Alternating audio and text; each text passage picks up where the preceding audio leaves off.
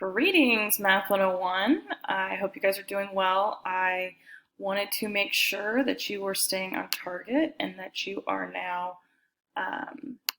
making sure that you're studying for Unit 1 to quiz on Monday the 27th. So if you notice, back to our schedule, where's it at? Unit 5 schedule. This is actually, I need to edit this, I just realized. And this is just the rest of the semester schedule.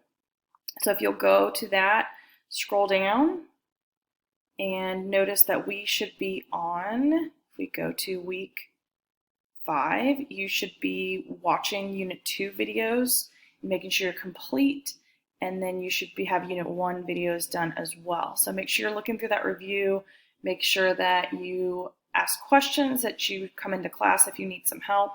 Do not procrastinate like some of you did last time for this test. Please do not take it at 11 o'clock the final night and then need help at 2 o'clock in the morning, because it's not going to happen.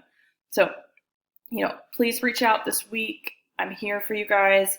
I hope you're doing well, and let's finish strong in the last month. Take care.